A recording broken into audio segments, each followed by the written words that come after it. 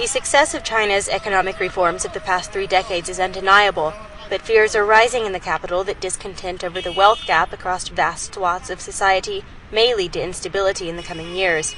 On the Gini coefficient, the most widely used measure of income inequality, no developed country has reported a greater disparity than China, and the Asian Development Bank predicts the gap will only continue to grow.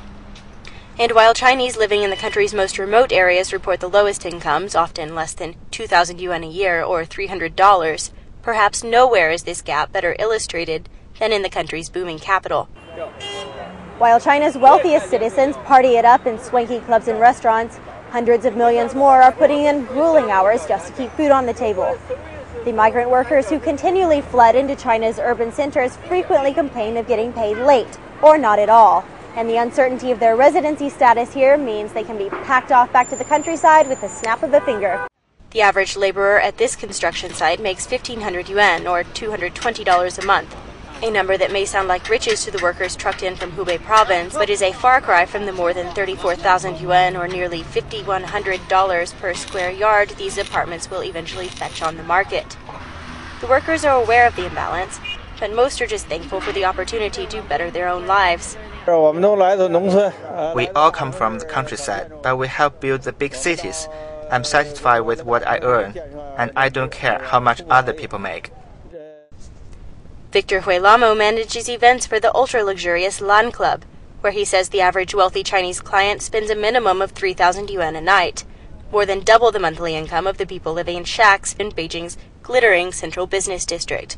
Yes, average Chinese people, if they come here, they will be really shocked, and I think they have heard about the Lan Club, but never come here because they think that it's really expensive.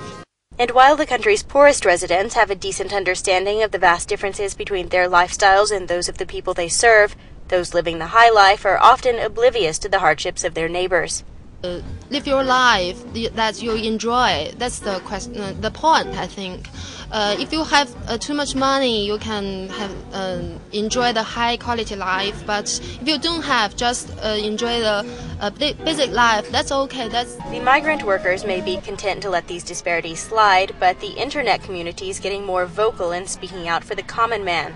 When a wealthy teenager killed a poor student in a hit-and-run in downtown Hangzhou earlier this year, netizens erupted in outrage over his lenient punishment. Conspicuous consumption is a favorite topic among netizens, as with the case of a young woman who sent a fleet of luxury cars to pick up her 2 dogs at the airport. And the publicity is having an effect. With the help of new media, especially the internet, these types of consumption habits are being restrained to some extent. However, the function of the internet in such cases is just to expose, not to punish. While there is little evidence now to suggest the concern at the bottom of the economic ladder might erupt in a direct threat to the Chinese leadership, the rise of the human flesh surge shows that all is not as harmonious as officials desire.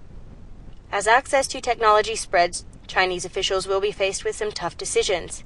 And the real question at stake is whether they will rise from their leather chairs to meet the challenge. Ashley Eldridge, BON.